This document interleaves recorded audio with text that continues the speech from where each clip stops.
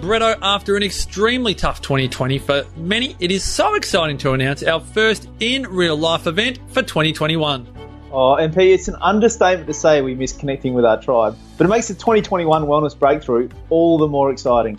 If you're ready to rebound or to make a comeback and even make 2021 your best year yet, you are warmly invited to join Brett, myself, and an intimate group of like-minded souls at the Wellness Breakthrough from February 5 to 7.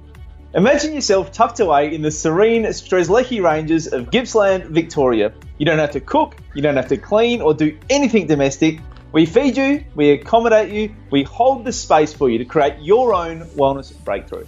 Whether it's in your health, your relationships, work, life, wealth, spirit, any part of your life, you can expect major transformation at our most intimate event. We'd love for you to join us, but spaces are strictly limited to 20 attendees. And as we record this, we have less than 10 spaces left. For more info, to watch the highlights of previous years and to join us from February 5 to 7 in 2021, go to thewellnessbreakthrough.com.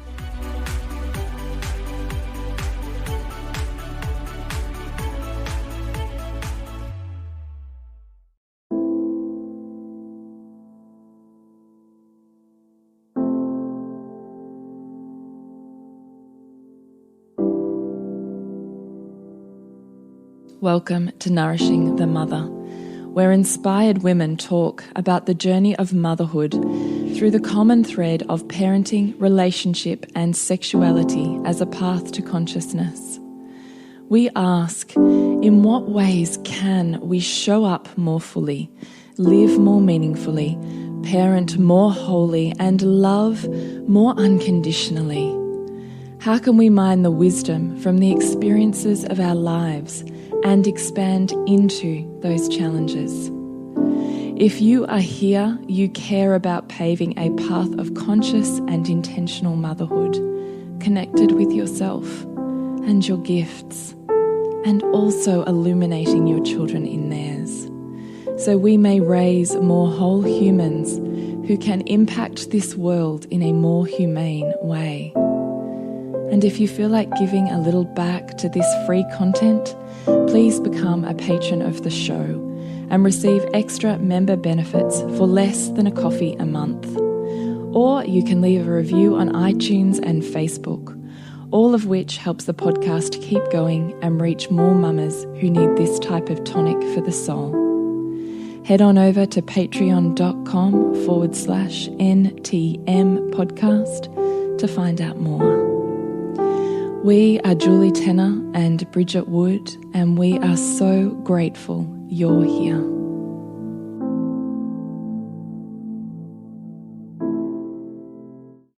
Hello and welcome to Nourishing the Mother. I'm Bridget Wood. And I'm Julie Tenner, and today's podcast is shining the shit out of 2020. Thank you, Bridget. So before we jump into, one, how you do that, and two, the set of questions that we ask ourselves at the end of every year when we are shining the shit of any year, but most especially what has been a very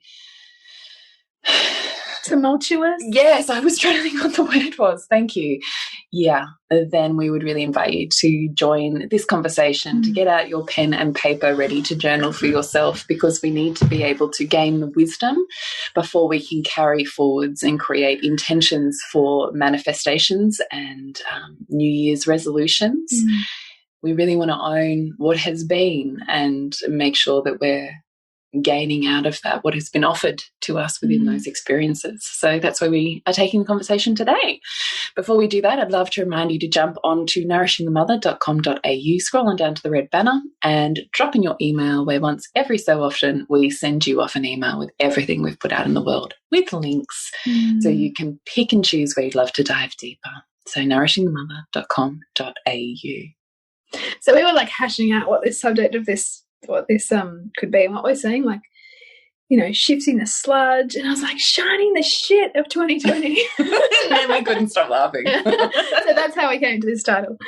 But I think, you know, whether it was a devastating year for you, or whether you rolled with it and witnessed the challenge in the outer world, it was still collectively and personally for many people, a very challenging year. I don't honestly think there's anyone who's cruised through this year. I really don't. Because even those, I mean, I often think with years like this, that principle, like that the most number of millionaires were made in history in like the Great Depression, right? So we know that too at the moment, like Amazon's gone gangbusters, like all of the billionaires and the millionaires have done amazing. But they've still obviously had to like up level a shit ton even to be able to achieve that. So it doesn't matter whether you're affected, whatever level, you're still, when there's that much going on in the outer world, that the world that you know is transforming at such a rapid rate, there is a lot of regulation of yourself and your identity and just how you're dealing with life that has to happen on a day-to-day basis. And this year has pulled the rug out of people, underneath people so many times, particularly if you're in an area like us in Melbourne, which has gone in and out of lockdown so many times, that you really just kind of have to go, here we go again. I'm holding on. Yeah, 100%. So I would love for us just to dive into perhaps these questions and the application of them for our own lives. Sure. So what have you learned? The year that was 2020. That feels like such a big question. It is a massive question, but that's why we have to ask it. Yeah. Because if you don't realise your growth, you perceive that you're paddling going nowhere when in truth you've swum miles. Yeah. And you have to be able to celebrate the small successes to even see and feel the big ones, right? So for me, this question is all of that. I need to see what I've done. And I need to just take a moment to love and appreciate that in all of its glory, of course, being its light and its dark. Because like you've just alluded to with the story of the billionaires, you can look like you're killing it in one version, but we know there's an always relatively equal balance of challenge and support.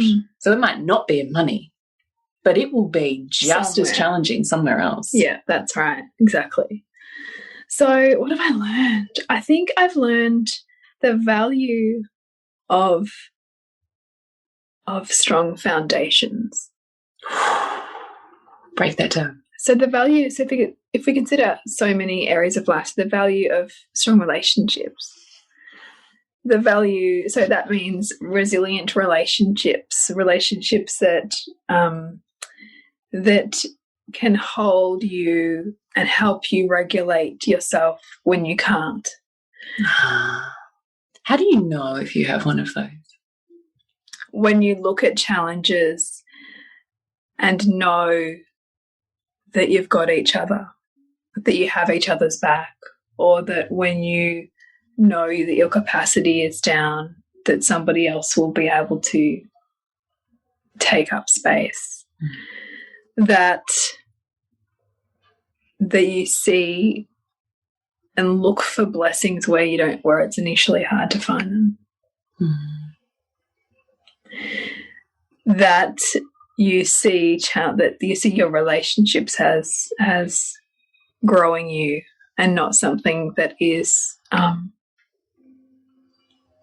dragging you down, I suppose. So back to building strong foundations. What else does that mean for you? It means money-wise, saving. Because it was the fact that we had a sizable amount of money saved that didn't make me completely collapse when my husband lost his job. Because we have a sole breadwinner with 3 children and mortgages to pay off. And it was the fact that even in the moment that happened, I knew we still had several months of money that we could live on. And I think that this was a year that really, really challenged people in that area. And so I was grateful for those strong foundations. They could have been stronger. They could still be stronger. But there was enough safety there that I could master my emotions enough to be able to hold the space for my husband for his unraveling in that process. And that was a gift. It's fucking Jedi, mate. Yeah. I think I really felt that I needed him to allow him to have that experience. And that if I had have like collapsed, then I don't know that he could have. And I think he needed to in order to process what had happened. You know what I mean? No, I do. Because if two people collapse, there's no holding. Yeah. So largely then the children will become the holders of that space. And yeah. I intuitively knew that that wasn't going to be happening in my house. Yeah. So I remember though watching you going through that thinking, fuck, I found it inspiring. It was pretty amazing. Like you were really super conscious. I went into Suburban motherhood that night and like just debriefed on like what had just happened. Yeah, you did. But what I remember is really watching you going, I can feel that there's edges and I can feel that my nervous system could just like zing off the Richter. But it was your straddling between I see it and I can hold that over here because I've got kids and I want to show up in these ways. And I think it was that level of mastery that I went, wow, that's amazing. Thanks. No, I'm really Jedi.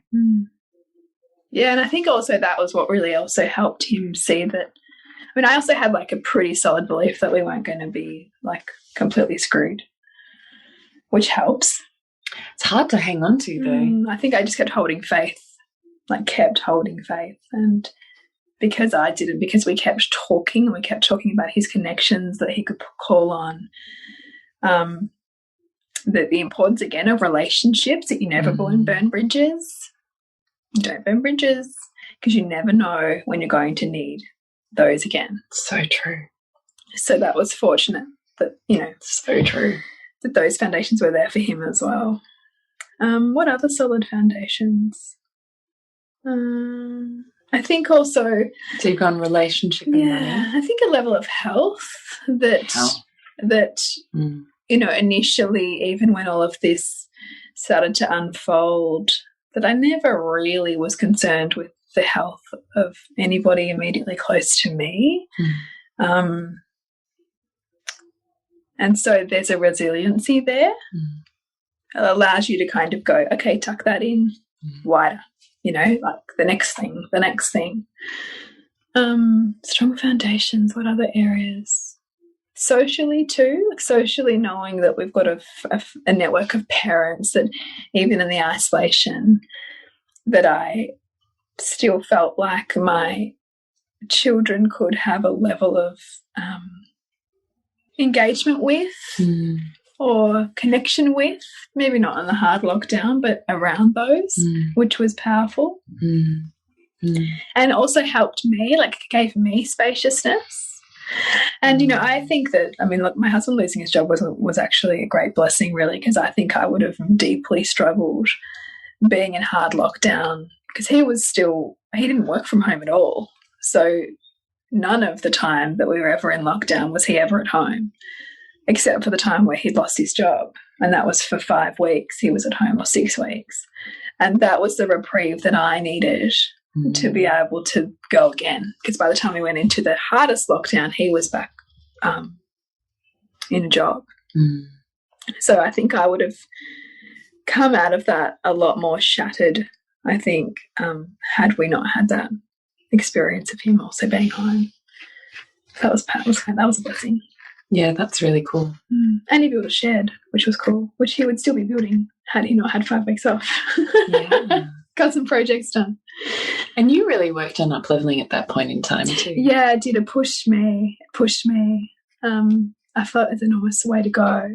But where I could have just let my business just completely stagnate because I can't do events. Like, it's really easy to just go, well, of course I can't because I can't run my business. It forced me to go, okay, well, how could I? And what would I love to teach right now? What would I love to explore right now? What would I love to open my business up into potentially being? That was amazing because it's allowing me to see that it's so much broader than what I thought it had to be at a time also when I felt like I was losing momentum anyway with how I'd been doing it. So that was a cool blessing. Like, thanks COVID for that. Other areas for strong foundations. Or what 2020 has brought you in lessons, or what you've learned. Just keep showing up. What does that mean? Sometimes it's like one foot in front of the other. And showing up in all, like, I mean, there's, the times when, like, actually, this layer of, like, outer world challenge feels really heavy in my body right now. And so, sure, I know all the ways to process it mentally, but actually I just want to be with the heaviness in my body right now. And allow that. And choose to feel that. And choose to have my kids see that as a gift to witness, not make it mean that my kids see my mum not coping, right? Like that story. To actually see my kids, see the value in my kids witnessing me in that way. That was cool. And more softening, I think, too. And also really recognizing that, again, that truth, like, come back to your circle of control and your circle of influence. Like, that this year has shown us how much is out of our control. And we can either kind of keep spinning our wheels and waiting for the outer world to change or fix itself or go back to normal, or put ourselves in some, more, I don't know, purposeful driver's seat, knowing that there's so much that's up for transformation outside of us, that how do we come back into seeing where the transformation is inside of us and amplifying that, not trying to make the outer world kind of fit the construct that we've decided it needs to be. I mean, I think it's been an amazing year, really, like, in terms of asking us to collectively up level, but that comes with a lot of pain often too. Like, it's pretty brutal in many ways. But then I think about, like, the way it's, some industries and some models of doing things have evolved more in 6 months than they would have in 20 years. And, like, of course that then comes with deep growing pains. But I don't know, a little bit like wars, like, we can't hate them completely, because look at what human progress has done with them. And I think the same can be said now, but for many of us, if it's really raw, that can be hard to hear as well. What do you think the collective up-leveling has been? I think it's a connection back to community. I think it's asking us to find our resilience again in community and our connection again in community, because when you don't have all of these ways to escape, you are on the bare bones of, like, the structures that you've built. And for many people, if you've always lived in such a way that you outsource everything and that your life is very materialistically driven, this year would have been really brutal, because it strips everything back and it asks you, what do you want to put back in? And that can be a deeply uncomfortable conversation if you've never had that conversation with yourself before. So I don't know what my point of that was. Been scratching your hand the entire way through that. Why am I doing that? That's so interesting. Isn't it? Is that like the scratching of the skin, like the snake that's shedding its skin, it's itchy? Yeah. It's part of, like, the actual process. Well, I wondered, yeah. Yeah. And hands, what is hands representative of? Holding on. Is it? I don't know. I'd have to look that up. I really think you can make it mean whenever you want. Yeah. Yeah, you totally can. Yeah. Maybe it's also just that, like, thing of, like, yeah, like, how much have these hands done this year? Like, how much have we asked ourselves to, transform and hold and be with, and now we're kind of going, what do we want to take from it? What meaning do you want to make from it? Do you think that wraps up your lessons? Yes. 2020? Well, I mean, I don't know, but yes, right now it does. At this point, at this juncture, yes. I'd love to hear yours. No, we're moving on. Oh, how have you grown? Oh, I feel like I don't feel like I can say I've grown yet. Like I still feel like I'm deep in this. That feels like in a juxtaposition with what we've just spoken about. It does a little, doesn't it? I guess I still, in terms of grown, I still feel like I'm like the caterpillar inside like the chrysalis, like just like kind of like that's called life. Well, yeah, I know. But I feel like I've kind of like pulled, like I've kind of like got one wing kind of like out and like the light's shining in, but I haven't kind of like shed it yet. Okay, so tell me about the wing that's out. What does the wing that's out say? How have I grown?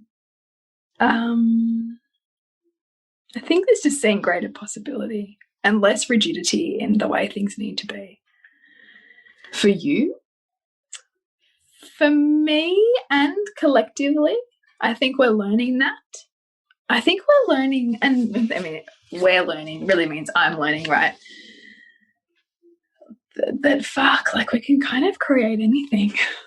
Like this year has just shown us how much when you're... The literal impossible has happened this year. Like literally. Yeah. Well, the world has stopped in ways that we unfathomable. Said it never could be. Yeah. And so if the world can stop in that way, like, why the fuck would I still be standing still? Yeah. So there's that. And then with that comes a lot of being with, like, uncomfortable patterns and being with the, like, level of bullshit that we create all of the time in our own minds about ourselves. So, but that I'm still really like in the sludge of, I feel like. But I think that when you see that the world can change so much, you can't then not turn that mirror back on yourself. Like you have to. And so that is powerful and both powerful and painful to say, to see, I think, and go, why have I chosen that? Why do I keep choosing that? And then go, what would it look like to choose something different or show up in this way instead or relate in this way instead or see that actually what I really believed, I could actually believe the opposite and that would still be okay. And that, like, that's powerful but also deeply humbling and, like, identity crushing as well. So I think I've found more capacity for seeing, which is pretty cool. That's pretty cool. Has your literal vision changed? I don't know, actually. It'd be good to get my eyes tested. Yeah. Yeah. I haven't had them tested for a long time. I know I need to. It'd be cool if my prescription decreased. Yeah, that's what I was just thinking. I'm going to do that. Totally possible. It is. Mine has decreased every year for the last 3 years. Has it? Yeah. That is so cool. It's so cool, isn't it? Yeah, it's so cool. Every time we go and he goes, oh, you know, it's less. Like it's decreased so much. Even my stigmatism. Really? That's fantastic. Well, I just find it fascinating. Yeah, I mean, I've heard it's entirely possible that, like, the more that you are able to see, the more you can see. The more you can see. Yeah. And in fact, the last time, which was actually a year ago, we did go again, he said, and your night vision has really improved. I'm like, yeah, because do you not know how much shadow I'm going into? I know. Do you not know? I have walked in the dark. I love that. Yeah, it's cool. Yeah, cool. So I was just thinking, you have to go get it done. I will. Yeah. Yeah. Great. Got any more for me? I was going to say grown. I was coming back to the question. Have I not answered that? Well, I was just checking in with you. Have you fully answered it, or do you feel like there's more? Am I complete or not? And by saying that you've only got one wing out, are you really honouring the growth that has been? I set out this year to become a better lover and a better teacher. What was your word for this year? I don't remember. I don't remember what my word was. Do you not write it down? I don't know. Oh, I might have written it. Did you write it on Amplify? Maybe I did. I'll go and have a look. I've been really big on the word, but I don't know where I wrote it. And so anyway, better lover and better teacher. And so I can see how there's been enormous ways in which I've been asked to step into that. Both of those you've grown in. Both of those. I have grown in them. But I guess like anything, I'm like, yeah, but I want to be there. You know? like that's not the point of this question. Yes, I know. It's not the point of this question. Yes. The point of this question is to honour the path that you've travelled. I feel like I've seen where I want to teach and where I don't want to teach. I don't want to teach my kids. I thought I did. Oh, my God, me too. I don't. It's so been my lesson from this year as well. That's really, it's been great, a great lesson. Yeah. Yeah. So that's been powerful. Like, but also kind of having to like really accept that and sit with that and like own that has also been like a little bit of pain in it, but like ultimately. And identity for me too. Like I should want to and. Well, yeah, and I also think it was a bit of ego dismantling as well, because I think secretly I always had this thing in the back of my head where I was always like, I could do it better. I don't really have to conform to the system and I really have to love it because I've got this kind of backup plan. But I can do it better. Yeah. Pretty sure it'll be more amazing. Which, if I invested my heart and soul in it, don't doubt for a second it would be. Yeah, it would be. Because I would fucking rock that shit. I'm just not willing to like invest in what I know it would take. That's what I learned this year. Yeah, me too. Which you and I both had to travel that because there was a time where we were like, fuck it, let's just do it. Oh, every year. I reckon just about every 6 months I go through cycles of that. Even today I was talking to some homeschool mums and I was like, oh, yeah. maybe I could. I get it, me too. Because you and I travel in those circles. Their lifestyle sounds so fantastic. Well, and just the values and the certainly values. the opportunities. And how they're able to really craft an education for their child. Yeah, and even all of the conversations now about, you know, we recognise, like, I mean, you were there the other night when we were wrapping my books and one of my friends was there who's, you know, been a teacher all of her life and is teaching high school, and she was implementing, you know, talking about the new wave implementation of programs within her school system, which was looking at more having a student body that has conversations around what they're taught and how they're taught and curriculum and so on and so forth. But even in those conversations, which are in and of themselves innovative, kind of leave me with a feeling of depression because I'm like, yes, creativity has been stifled and has lost the system, like it's lost. Yeah, totally. We are definitely, I mean, she was even clearly saying, you know, we know now as the, you know, big cogs of education wheels that we've still got an industrialized system.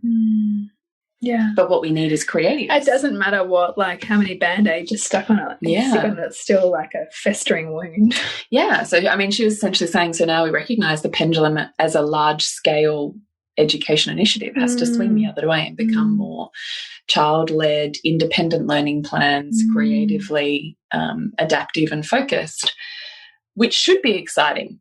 But instead I go, it's not changing in my children's education. It's going to be that's going to be a slow moving. Right. Yeah. Yeah. And so actually you can see all the homeschool mums are like totally on the front foot, knowing that totally. And that's why I say, I go through cycles of it because I'm like, I see it. I get it. I just can't do it. I just can't do it to the level of justice that I'd want to do it. Totally. That's the thing. Totally. But also in the balance of life, like it would become my job, which it did when you and I did make lemonade at the start of the year in our first lockdown. That's how we mentally prepared and got through it for the first lockdown.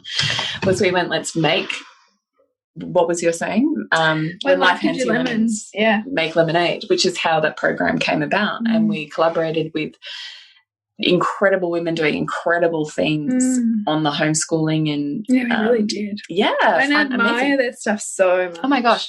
And implemented them, and I was like gangbusters, basically aborted our homeschooling, you know, system education and just did my own with my children for that first 6 weeks or whatever it was. And for about the first 4 weeks, it was fucking glorious. And I was like, I'm nailing this shit. I am the best. I am everything I thought that I was going to be in a homeschooling teacher. This is amazing. Yeah. And then the life balance kicked in, and I was like, but I really miss now all of the time that I'm spending investing on what we're going to do and how I'm going to meet their minds, education needs, what are fun ways that we can explore this particular topic, how can I scale that across 4 children who are at 4 very different developmental stages. All of the research that I was pouring into creating these incredible experiences, I previously would have used for my own work. And now there was no time for that. And I went, oh. I see I don't like this. Because I know I'm a better human when I'm doing my work in the world. It's a piece of my soul. And if I say, I won't do that because I wish to be in service to my children, to give them everything of me, I don't think that's a better education. No. There's a level of resentment that you are not meeting. But also, what am I teaching them? To give up everything of yourself. Right. Yeah. Ignore your own soul. Don't push yourself past your own limitations or perceptions of limit. Don't do what you truly want to do. It's not possible. I see that the education I give my children by virtue of following my own soul is an education in itself. Totally. I look at the way my children now look at the world, careers, money, opportunity. It is radically different to their peers. Radically different. And that's not because of school. Yeah. That's because they've seen me. Yeah. And how's that like 10 times better than like an economics class or something? Right. Right. And so out of all of that, I was like, okay, this is really important for my soul, and I can actually see how this is of equal benefit in all of the ways that I could provide for them. And education, this is also one. But that was a hard pill to swallow for me. Yeah. Because I also see how it could be magnificent for them. But if I'm not lit up, they're kind of getting they kind of get a shell of you, right? I just don't see how that's more like when we're equilibrating everything. Yeah, nothing's missing. No one is better and no one is worse. But part of it is, but that's getting past your own attachments to how you think it needs to be in order to allow the beautiful form in which it could come. Like, you know, if I attach to the idea that I had to provide at least incredible education to my child, then I'm shutting off the opportunity for someone who's possibly much better suited to provide that to my child to be able to do that. Because I think I need to be all things, right? Totes. What are you taking with you from this year? Oh, that feels big. This is the thing though, right? This is the point of these questions, is that you sit in stillness long enough to recognize what it is that you've traversed, what it is that you've gained, and then surveying those jewels and deciding which ones stay buried in the earth here and which ones am I carrying forwards on my crown next year. I think deeper love. What does that mean? I've certainly deepened my intimacy with my husband, which has been really awesome, and that was a goal of mine. More of the mirrors of my children that I've had to meet, and that you know, those harsher edges have had me have to expand what love looks like. And also where my boundaries are as well. So that would be the biggest thing that I take from it. Anything else you want to carry forwards with you? It's raining here and quite heavily, so we apologise if there's background noise. I think, like, the permission for greater creation and freedom.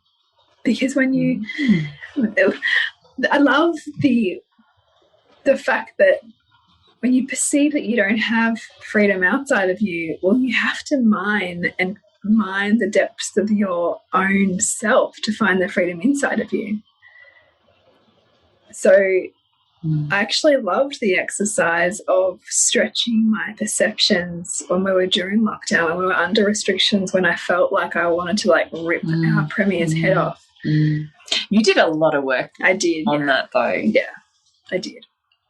To find the freedom. Where is it? What's the benefit of feeling locked down? What's the benefit of being controlled in my perception? And actually it just made me find more and more freedom and flexibility within myself rather than looking for it outside of me. So magic. That ability to transmute that and not get stuck, because I think also like when you're in online environments you can see the stories people get stuck in and then how they feed it more and more depending on whatever group you're in, to just be able to sit back and watch how we all do that, but that ultimately when we can come back to the choice in any moment of what path we go down, we then realize what's actually available to us.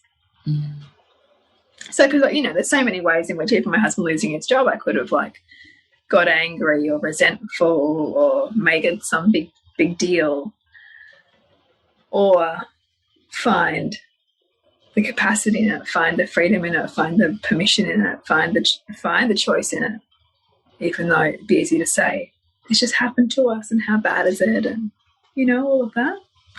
I do. That still fascinates me, that dichotomy that you've brought up, because ultimately out of any traumatic experience, of which a job loss is one, people are either going to go down one of two paths: post-traumatic stress, or post-traumatic growth. Yeah, it's true. What makes you pick one over the other? That still fascinates me, because, as you know, like you, I assume, though, I mean, you and I don't talk about clients. In case you know, Bridget and I have separate coaching clients. We don't actually talk about them together. Yeah. So I'm going to make the assumption that you work with people who have experienced trauma in various forms, similarly to the way that I do. And it fascinates me still. What is the defining characteristics that decide whether someone chooses to experience post-traumatic stress or post-traumatic growth out of the same experience? Which is essentially whether you're perceiving the stress as eustress or distress. So because your perceptions is what is determining what that stress is for you. And so a little bit like trauma is it's too much, too soon, too fast. Similarly, a stressful event, you know, if I had all these other things stacked on top of, or stacked beneath the next thing, which was my husband losing his job, then perhaps my story would have been very different. But that there was a resourcefulness that was already there that meant that could be a stress that I could see as a stress that I could move toward, and not a stress that can immediately consumed us. Would you say you saw it as on the way, not in the way? Yeah. And every experience of a job loss, you know, for either of us, or for him, and for my brother, who I saw that was like the best thing that happened to him. My experiences of job losses have been ones that have grown the people that I love, not seen them shrink. So I also have evidence that says that it's not this terrible affliction. So that helps. Because remember, we're also just plugging into the existing belief systems that we already have with things like that. It's fascinating. It is.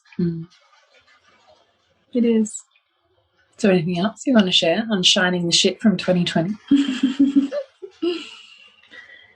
Any words of wisdom from your own experiences that you could offer others as here's what I'd love for you to take from my experience to shine your own shit. I just offer an opportunity to reflect on where you're holding a rigid position or a rigid point of view on your year, on it being all this and none of that, or where you're feeling pretty black and white about something, and to invite yourself to see a little bit of grey in there, to see a little bit of benefit in that which you really judge as or bad. And even the things that you think are amazing or that you witness in others that you think must be amazing for them, what kind of the drawbacks could be. Because everything has both sides. We can't escape that. We live in a dualistic universe or dualistic human form. And so I think those questions can be empowering in a time that for many could be really disempowering. And I think that there's a lot of power structures at the moment that are seeking to really maintain the hold that they have. But it's in the quality of these questions that we can ask that we take back our own power and not be so governed by those outer structures, because we build our self-governance within to have our own more autonomy and more freedom, even in that constraint.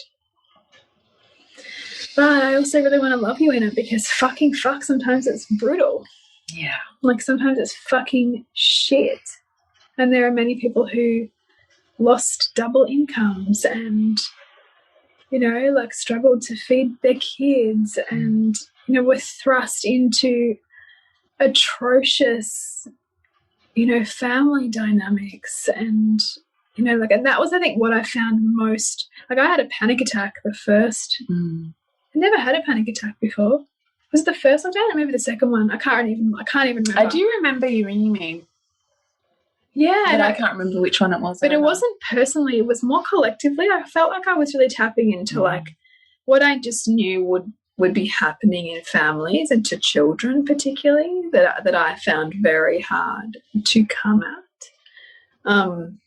Well, we know that though it's not printed in the media, is that it's not reported on, but we know that child abuse and domestic violence increased in the hundreds of percents. Wow.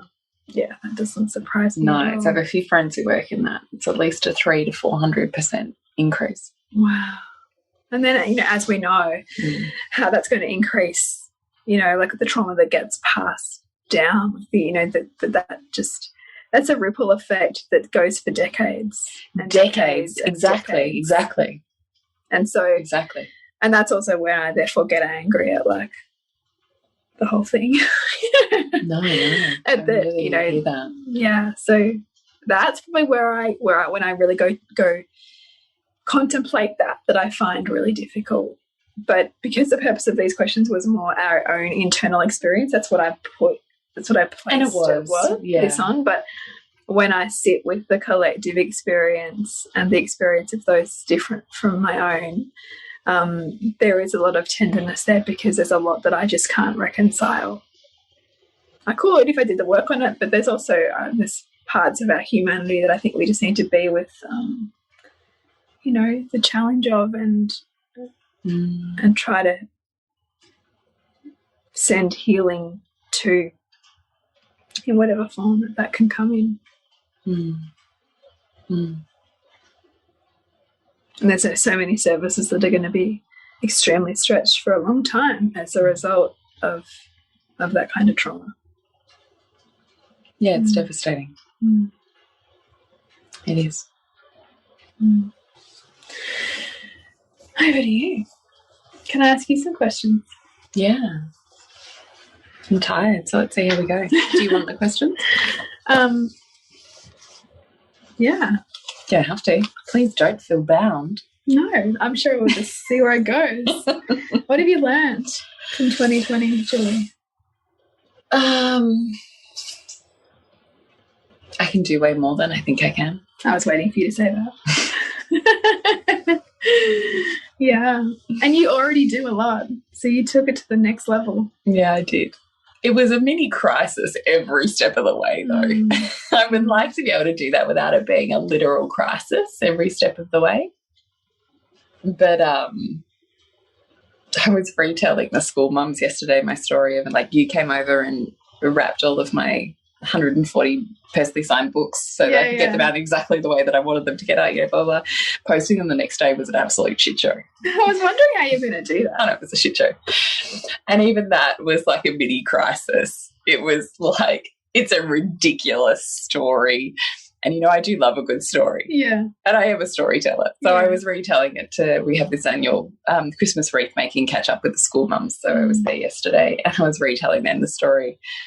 And I was retelling it and thinking, sweet Jesus, every part of this year has been a mini crisis like this for me. I'm not usually someone who enjoys drama. I grew up with a lot of drama, and that was enough drama for a lifetime. Mm. So in general, I think that's why I really love the conscious work, is because it allows you to equilibrate with as much consciousness as you can muster as a human in any given moment. Like, also, disclosure statement. Mm. But I generally am not on the blood sugar highs of super high and super low and super high and super low. That's too exhausting. I can't love like that, and I can't live like that. Did you used to? Oh, yeah. Oh, yeah. And grew up with a mum who was bipolar. So that was like your pattern, really. Yeah. Yeah. But it's exhausting as a way to live. Exhausting. So this year, though, is taking me back to every single one of those triggers, which I find fascinating, even while I'm experiencing them. Like, probably like you also. You're kind of in it, a little bit psychoanalyzing it, going, what is this? Yeah. And I thought I'd left my mum, and yet here she is in another form, Yeah. So I can do way more than what I think I can, because I didn't think I could do anything that I've done this year. That's massive for you to up-level like that in a time where the collective weight of the world was so heavy. It's true. But in my own mind, I just didn't give myself another option. I didn't give myself another. Yeah. I just went, this is it. Get it done. Buck up and hold on. Yeah. Let's do this. I love it. And I think the fear of not doing it, or the crushing sense of self that I knew would come if I didn't do it, was probably in many ways a bigger catalyst than any preconceived idea of success. Like, I think I was more running from what it would be like to not do those things than what it would be like to do them. Yeah, so you're almost running from you weren't running to the inspiration, you were running from the pain of what it would feel like to be with yourself had you not. Yes. Yeah. Exactly. Exactly. And I don't want to live a life of regret. No. If you're not going to play it all out on the dance floor, what the fuck is the point? Like, what are we actually doing here? Yeah. And I continuously ask myself that question. Like, if you're not willing to show up with it, like, what are we doing? What, we just hanging out for a while? Like, give birth, raise children, get a job, pay a mortgage, die? Like, I don't get it. Like that, I've never got it. But it's also really cool to get to that point too and go, I don't like that narrative. Like, I want something else out of that narrative. Yeah, totally. Totally. So I think it was that. I also think that this year, I mean, it's a bit of a shadowy lesson, but I do really think that it's taught me how to, I'm not sure if balance is the word, but I think when I think about what I'm meaning is how to balance extreme work pressure and up-leveling and taking my career where I want it to go, whilst also holding and maintaining, though I also fully and freely admit that I often didn't meet the parenting bar that I would like to hold as a standard. But balancing and weighting what that looks like was also an enormous lesson for me this year, because I realised my children are far more resilient than I perceive they are, and far more capable than I perceive they are, and far less fragile than I perceive they are. They feel like big lessons. They're big lessons because I actually realised they didn't need me as much as I had for so many years said they did. Ouch. Yeah. Because really I needed them to need me that much, because then I didn't have to do the other things. Whereas I just really realised, like, yes, they still need me. I still choose to be a full-time stay-at-home mum whilst also working. Like, I still choose that. And mental health-wise for the teens, this is a massive year of really entering that with them, because they were completely socially isolated. It's a whole lot of sludgy stuff combined with, you know, hormones and growth and growing up and being around just your family basically all year. Like, there's a lot. Yeah, it's big for teenagers. Big for teenagers. But they needed me at certain times to be fully present, and then they just didn't need me. And it was part of that dance, I think, and really honouring that I can't provide everything, and they really do need their friends. Because I think there's this kind of mini fantasy in me that's like, I don't know, somehow I'll keep them coveted from the bad choices because we'll be everything. Yeah. Because, of course, my family home was nothing. Nothing. Yeah. So it was this beautiful equilibration of that, because I could completely see that I could meet them in all the ways and still they'd need that. So how do I love that? And how do I move with that? And how do I let the apron strings, dare I say it, go just a little bit so that I can love that transition? And I actually think that's been a really beautiful lesson of grace. Because my son's about to turn 15. We're like way in the middle of the teens. Yeah. And he really needs to find who he is outside of me. But if I don't let him go, that's hard. Well, if you don't let him go, he'll do things so that you resent him. Yeah. Fair call. So fair call. I also learned that I could have really honest conversations with my kids about my own failures, and that they could be completely compassionately open to that. Your own failures as your parent. As a parent. Yeah. I'm really sorry I'm not meeting you in these ways. I really want to be able to do this, and right now I can't because I've got to do this. So that was also they were really great and profound conversations, and ones that I really saw Nick step up in, which was really beautiful for me to witness, particularly for my second, because I also didn't realise how attached she was. She's always been my full attachment child. And I think I've already said this to you, but, you know, life has always revolved around her in terms of I have largely, I can see, always put her needs before my own. And in this year I didn't. And that was a rude awakening for her, and she didn't like it. So that combined with her turning 13 has ensued a lot of tumultuous moments with her. But largely that her dad and I have been a really connected front, because we also really know we're really here. And there's drawbacks to me being all about her and not working and having the financial gain, and therefore the ability of a life and a lifestyle that provides her and us, that isn't there when I don't do those things and I'm just there for her. So we really had these equilibrating conversations around gain and loss, which were really beautiful. And I watched her dad stand there and enter the conversation between her and I, and just really say, Jade, honey, Mum has been a stay-at-home mum all about you for 15 years. And now she wants some of that for her. And we're really going to celebrate that. And I was like, yeah, I have. It's amazing. And thank you. I do want some of that back for me now. It's beautiful. So that was really beautiful. So I watched Nick step up in ways that he just never has before by virtue of just never being home. Well, he was home. So he's been home the whole year. Yeah. Yeah. In the lounge room, because we only have one living space. Which has brought its own challenges because we have a toddler and 4 children and life. And he's in the lounge room trying to run business meetings. Yeah. It has been also a total shit show. But that's really up-leveled our ability to communicate around that.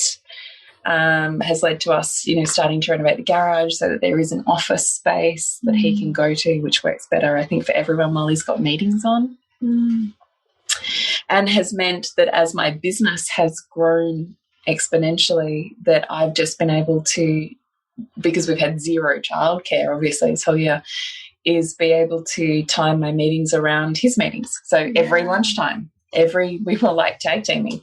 Okay, so I'll be on at 7:30. You've got to start work at 8:30. We'll swap then. Then you've got a lunch break at 12:30. I'll have a client 12:30 to 1:30, and then we'll swap again. And then you're off at 5:30. I'll do a client. It's been literally like that. So we have literally tag teamed based on lunch breaks and meetings and all the things. So that's been good and hard. Because it has meant that him and I see each other less, but that I've been able to grow my business at the rate that it has grown and maintain that and still be the full-time mum that I want to be. So it's, it's like this beautiful juggling of trying to work out how to do all of those things in a way that I've never seen them done before. It's pretty amazing. Yeah. And hard. Like it's both. Yeah. It's both. And I wrote a book, and every step of the path of that was brutal, and had a book launch, and every step of the path of that was brutal. So I've learned that I can do really hard shit, and whilst it's hard, I will still find a way, and that I'm really able to surrender to, with, and for my husband in those times when it's really hard, and I no longer hold on to the shields that I know I did and the armory that I know I did for my whole life. So that was also really affirming because I was really aware of how and when to use my masculine and how and when to use my feminine. And that was definitely like for you, put to the test. And I kind of nailed it. So it's also really affirming. Especially since it's so much where your work is going, right? So you got to live the challenge of that. Yeah. So lesson number 1 would be your kids are actually doing way better than you think they are. And they probably don't need you as much as you say they do. Ouch. Yeah. But that love doesn't diminish with that lack of need. Yeah. It turns out it amplifies when you can love each other in more individualized wholeness rather than waiting for unified wholeness in order to love. Can you break that down? I think we have a version of connection that says when we're enmeshed with each other, we're connected. And therefore, when we're not enmeshed, when you're involved with someone else or something else, when your attention is diverted elsewhere, when you hate me, when you're repulsed by me or vice versa, that we're no longer connected.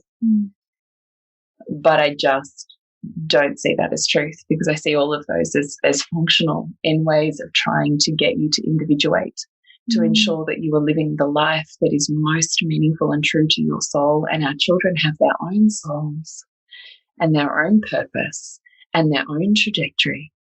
And it may have nothing to do with mine. So what does it look like for me to show them all of my wholeness and say, here I am, I'm flawed, and I can still love me through this because I still know I'm choosing my soul. And it's in integrity and alignment with who I am and who I'm here to be. And therefore I expect nothing less from you. What is most meaningful for you? What does that look like to really deeply love your friends and be lit up in that just because it's not a value I have? Yeah. And what does it look like to really deeply listen to your soul, even when it's not a value I have? And when I'm asking them to love me in what lights me up, how do I love them in what lights them up as an equal exchange? Yeah. And the more that we individuate, meaning the less we subordinate and merge into each other, the more we hold on to our own sense of self and identity and separateness, actually, the more love amplifies. I love that. So that's what I've learned. And I think it's a really, really deep lesson for teenagers, for like as a mother of teens. Teenagers, yeah. But, you know, such a profound lesson to learn at the stage that they're at, because you may find that that gives you permission to have a more connected relationship because of that integration.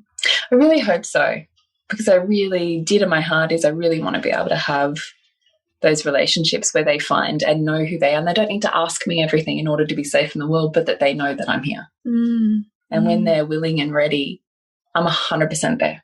Yeah. No different to with my work. Like, sure, it can be intense and full fucking on, but if one of my kids really needs me, I'm there. 100%. Work is put on hold. And I hold zero guilt, shame, judgment, blame, anything about that. And the women that I work with know that about me. So I can remember one where I was like, oh, I can't even think. I've got to shift our meeting that's whatever. Do you mind if and she's like, yeah, of course, absolutely, because I know that's really important for you and I would want you to live your best life, essentially. And I was like, wow, that's amazing. So cool. Because that's who we're working with. Yeah. You know? So I think that you can juggle it. I just think it probably looks different to the way that you think it looks, because I'm less involved in my children by virtue of this year, but more able to see them. That's cool. Yeah. But it would have been an intolerable form of love to the attachment parent me. That's growth. And when you say that you're more able to see them, because you're not as enmeshed, you're able to see wider who they are. Yeah. I'm less triggered because there's more separation between the identity that's me and the identity that says they're me. Yes. Yeah. That's good. Yeah. So I'm actually really, even though life has gotten crazier, I'm able to hold the regulation easier because there's that distance, which means I can meet them rather than just meeting myself. I hope I'm not speaking in tongues here for people who are following along. What else does it mean to see them? It means to really be able to bask in the gloriousness that is their evolution and development that is different to mine, even when it's cringy. And sometimes it is. Yeah. But being able to go, wow, okay, I can see you through the eyes of another. And there's love in that. And then just enjoying them, because when I'm really there, I really want to be there. I'm not thinking about other things. I'm not all of the time. Sometimes I was, certainly in COVID or in lockdown. I'm not talking about a perfect version of parenting by any stretch of the imagination, but I think what I'm meaning is less idealized versions of perfect and imperfect, and more an understanding of the evolution of souls that are here to grow and support each other, and where there's challenge, there's support, and where there's support, there's challenge. So if you can see all of that, it stops meaning anything. You know? Yeah. Yeah, I do. So how have you grown? I think you've answered I think I've kind of answered a bit of that. How have I grown? I think I can own my craft more. Yeah, I'd say that too. But in a really embodied way. Like there's just, It's like landed in your body and psyche in a there's just a deeper way this year. Yeah, I'm not even, it's weird, but I'm like not even super uber celebrating myself for all the milestones that I've made this year. I'm just like, yeah, I did that. And I am really proud of myself for doing that. But I see the cost and the challenge and the depths that took me to which equilibrates it. And I'm like, yeah, it was great. But that was as it was supposed to be. And where are we going? Yeah. You know? Yeah. Tuck it in, keep going. Yeah. Yeah. So I think that I'm really just balancing my parenting. Because I always ask myself, what is conscious parenting? Like, what is conscious? Because every time I think I'm as conscious as I could possibly be. And yet next year I find new layers of consciousness. And then I ask myself again, what is conscious parenting? Remember that it's what you can perceive in that moment, and you can't perceive everything. So what is it really? Exactly. That's my point. I know. So I think that's what I've learned this year is my kids can roll with really hard shit, and it pulls them together in ways that they can't and won't when I'm there doing it for them. And that my own soul is really important to how I show up in this world. So probably need to listen to that. Powerful. What are you taking with you? Listening to your soul. The truth and honesty with my children about where I'm at with my work. Yeah. This is what I've got going on. These are the things, you know. That's been really big. What else am I taking with me? I'd really like a rest. It's been a really intense year for me. I feel like my adrenals are absolutely slaughtered. So I would really just like a breather before I say yes to the next big thing. I really want some nourishment, just a bit of a come back down again, because I have really grown in all of the ways this year and obliterated every edge that I thought or perceived that I had. So I think there needs to be a level of peace and integration after a time like that. And I can feel the bone tiredness in my body, and that's not my normal. So I just really recognize that I still need a period of convalescence. So I just want to be conscious of my own convalescence. What else am I taking with me? I'd like to say foresight. The trouble with my book stuff was I didn't ever know what I needed to do until I arrived there, and by the time I arrived there it was too late. It was that feeling of I'm too late. It's a bit like the rabbit in Alice in Wonderland. It's how I felt this entire year. So I would like to have more foresight, though I don't know how you arrive at that without having travelled something. I don't know. Yeah. I don't know what else I'm taking with me. The fact that I can do really hard shit and I can do it over and over, and even when I think I've got nothing less, I'm really still have stuff left. That's really Sorry. cool. I do think that that's cool. Even when you think you're at burnout. Turns out you're not. That's just a construction, because what is capacity? Don't actually really have capacity. Capacity is as endless as consciousness, right? Like, what is capacity? I perceive I have these limits on my capacity, and then I reach the capacity and there's a vast ocean beyond it. And then I reach that one, there's more vast ocean. And then I reach that one and there's more. So then I look at my limits. I had 5 limits ago, and I think, what is capacity? It's a construction. It's not a truth. Based on what limits you built in your own mind. Yeah. A little bit like, sometimes when you've got one child, you can't possibly imagine that you'd ever be a functioning human with 3. Yes, true. True. You just find more. That's right. 100%. So that was a really long round, but we really hope that you gain some wisdom out of those questions and will take the time to journal and explore them for yourself. And if you would love to solidify that with a bit more consciousness and ritual and process, then please come and join us in Soul Driven Motherhood for Amplify, where we spend the month of January really nailing and locking in what your intentions, affirmations, and beliefs are for the year that is to be. And yes, it makes a difference. It is very different to New Year's resolutions that are lofty, unattainable, without strong foundations, and without a clear understanding of your values and how you're working towards them. It's a very different construct when you're manifesting with clear intention, congruence, and the capacity to have a space in which you integrate that. So please come and join us for Amplify in Soul Driven Motherhood. Yes. And to connect with you, Bridget. Suburban.sandcastles.com. And you, Jules? Is thepleasurenutritionist.com. No, it's julietanner.love. Oh my God. I still, every time I have like this conscious part of my brain, Julie Tanner.love, Julie Tanner, and then I'm like, oh, thank you. I really appreciate that.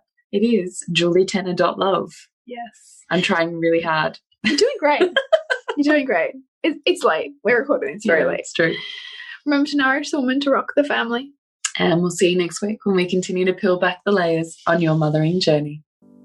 And if you want to support Nourishing the Mother and all the late nights, the early mornings, the blood, sweat and tears we pour into our art, then please go to patreon.com/NTM podcast and become our patron.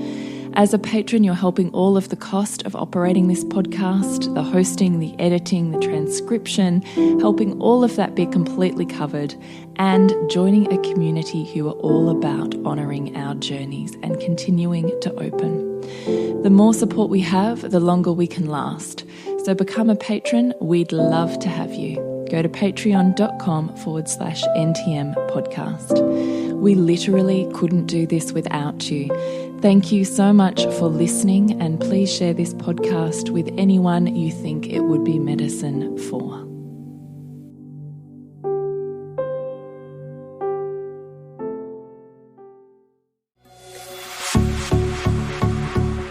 This has been a production of TheWellnessCouch.com. Check us out on Facebook and join in the conversation on Facebook.com/TheWellnessCouch. Subscribe to each show on iTunes and check us out on Twitter. The Wellness Couch, streaming wellness into your lives. Whilst the Wellness Couch presenter endeavor to provide accurate and helpful information to their listeners, these podcasts cannot take into account individual circumstances and are not intended to be a substitute for health and medical advice from a qualified health professional. You should always seek the advice of a qualified health professional before acting on any of the information provided by any of the Wellness Couch podcasts.